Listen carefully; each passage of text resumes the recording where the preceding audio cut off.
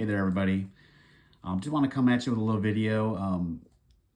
I've got a stack of cards on my table, in my hand actually, and these are kind of smaller pickups that I've been doing lately, uh, generally ungraded. And what I like to do, just my own preferences, I'll get them in, I'll let them kind of build up till I have a nice little stack. And that way I can go through them a few times. I can kind of process what I have and enjoy them for a little bit before I do stack them away in whatever organizational piece that I have out for those cards. So I notice if I just organize them right away, I kind of lose a little bit of just enjoyment from them. And then also, you get so much stuff in, sometimes they'll get lost in what you do have. So I do let them kind of breathe on the desk for a little bit. But I said to myself, it's quite a few cards at this point. I think it's time for a little reset. So before I do that, I just wanted to share with you guys some things of what I'm collecting. There might be some times where I talk a little bit about the card or just show off to it, reasoning behind whatever. And at the end, I did pick up 2 graded cards in the last several months. One's a bigger card that I haven't showed off yet, so stay tuned to the very end, kind of hear my thoughts on that card. So kind of start with, a lot of them are Cleveland focused. That's my main PC. Dean Wade had a big game for the Cavs a few months ago, and I'm like, I don't have any Dean Wade cards. It's funny because he doesn't really have any rookies. The NBA Hoops is basically the only rookie he has. There's a couple others. And this one, the Chromium, this is the fancy stock, whatever they call it. So I did pick this up for a couple dollars. And then you're going to see a little bit of similarities here. I read a book on the post-Rocky Colavito trade Indians. So you're talking 60s right up to that mid-90s run. And so I collected a few of the bigger players there that kind of were featured heavily in the story. And I like to get in-person autographs for a few dollars just to have in my collection. One, the big prospect they kind of said at the end was Carlos Baerga, and how he was going to potentially change the franchise in the 90s. And so, he certainly was all-star caliber, things of that nature. But I wouldn't say he's the guy, but he's might be one of the guys that started that transformation. So without Carlos, I'm not sure what we would have had. Of course, there were bigger names, a little more under the radar, but that's the first in-person autograph. Okay, next one, I've got Thunder Thornton, rookie auto. And this is actually, he was traded from the Cubs. You can see he's in the Cubs uniform there.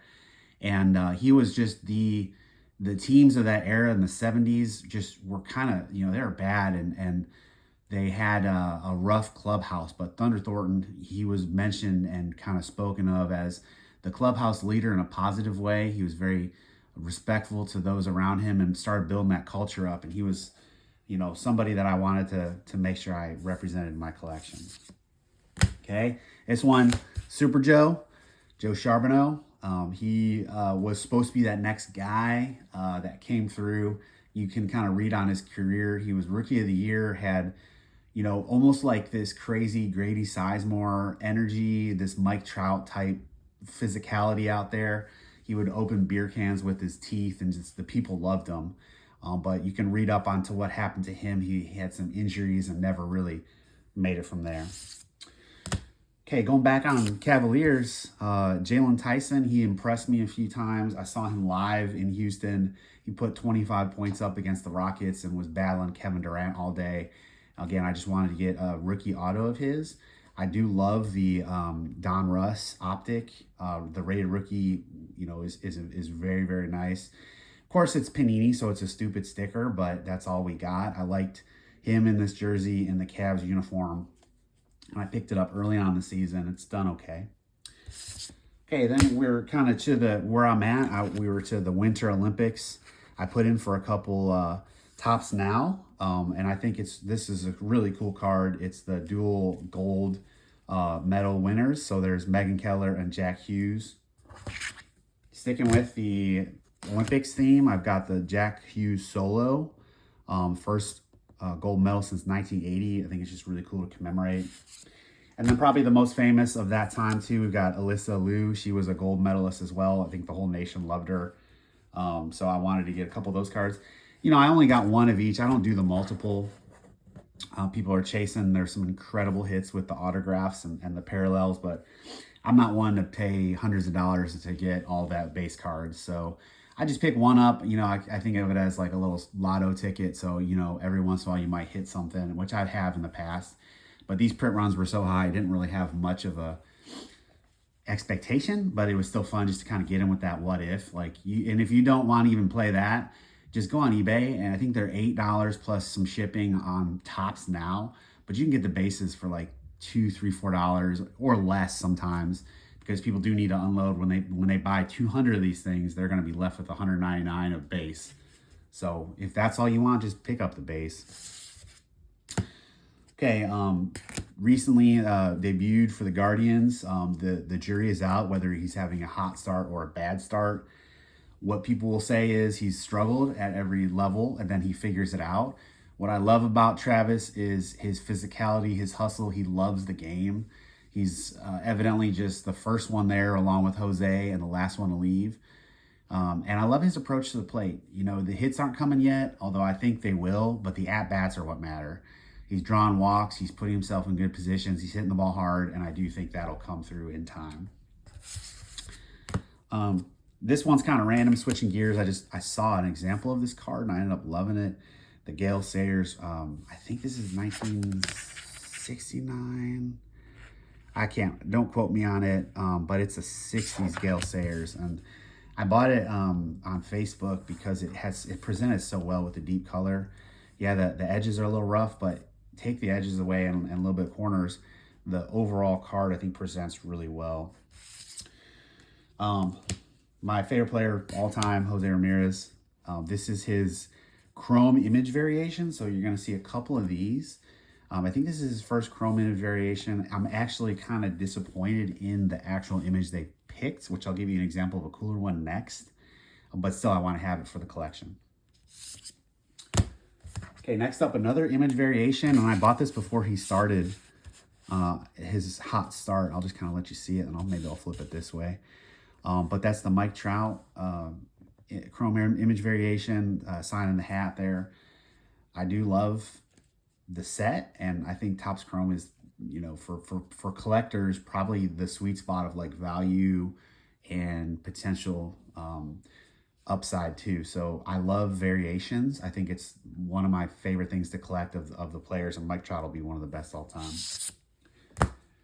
Switching gears a little bit, I did read a book, and there's one more to come, on the Oakland A's championship three-peat, and John Odom, Blue Moon Odom, was featured heavily, and I just liked his character, and in-person auto. I think it's fun just to kind of have that stuff and document the game. This one is super cool, and I actually forgot to mention this. I guess technically it doesn't fit, but this is the city variation for Topps Platinum Anniversary, I think it's called, something like that. Topps Chrome Platinum Anniversary, don't quote me on that, but it's got a cool back, and this card has the overlay of the city in the background. And I do collect Terminal Tower cards, but if you notice, this is actually the courthouse building, and there's no Terminal Tower, so shame on you, Topps, for not putting the Terminal Tower in the background. Still a really cool card. It's a case hit of Jose Ramirez, so of course I had to have it. This next card had been on my watch list for years, and the seller never would accept any offers or messages. Finally, just bought the damn thing, and I'm actually putting together the set. It's 99, I think, or is it 2000? I think this is actually, it's 2000 Stadium Club Chrome. I'm actually putting together the major stars in the set, so I think it's just, we all know about Stadium Club, and when you put the chrome refractor, it's just super cool. Plus the old Indians logo is very cool too. But that's a Kenny Lofton. Him stealing a base. He should be in the Hall of Fame. All right, again, so my Guardians, right? So look, Parker Messick, he was on the way to a no-hitter. So before he finished that, I bought a few of his cards, knowing that it might not have happened, don't care. Picked them up for a couple bucks each. This is a Parker Messick gold out of 2026 rookie. And then I just kind of finished it out with his first refractor too, just to kind of have something. I don't want to pay up for his auto. I think he's a great pitcher, and he could really shake some things around in the potential Cy Young voting if he keeps it up this year. But I don't have an auto of him. I don't like the autos they have currently in his rookie. So I'm going to wait on those for a little bit. And once they have some good autos out, I'll probably pounce on it. Last couple, guys. Love this all etch Jose. It's to 99. The gold parallel, I just don't think looks as good. I love this green because it has the MLB logo, and it reminded me of him just in a baseball field, like the green baseball field. I think it went really well. The orange and the gold parallels look so similar, and they're so much more money. I mean, this one cost me a couple bucks. And I love the all etch. That's kind of that one of those historic insert sets that we all grew up with. So that's that Jose Ramirez. And my final newbie coming in was an Angel Martinez. I wanted an auto, a Topps Chrome auto. I do collect those of all the Guardians as well. Typically, I'll do just the base refractor or the blue, but they were not available. This was actually a better value than the base refractor, so I did snag the purple. I don't love the purple refractor, but it just made sense to me to get it over the regular refractor because the blues were like astronomical. I do think he has a potential to be a perennial all-star if he gets his approach kind of settled down now, because he has just such elite bat-to-ball skills. He hustles, he works hard, he has great defense. His power's coming along too, so if he can just figure his approach out, you know, take a few more walks, put himself in a little better situations, it'll help with those stretches when you end up going, you know, over 10, over 15. Those approaches will end up sprinkling a few hits in there for him, and he'll be very, very solid. Last two I'm going to get to are my two graded. If you're a follower of me on the Instagram, you've seen this one already. This was the Sal Bando rookie. He was the team captain over 60 WAR career of the Oakland A's. Funny enough, he grew up in Ohio, and my own father played with his younger brother. So there's a little bit of a family connection there, which is really, really cool. And the final one, this is one I've kind of been having for a while. I told you guys I love the chrome image variation combined with something else I've been really into, which is first year Shohei Ohtani cards in a Dodgers. So the 2024 set, I think when all things are said, I think Ohtani goes down as a Dodger. People just don't really like the Angels. They never did anything. That era of Angels baseball will be like, how didn't they succeed with Mike freaking Trout and Ohtani and that group?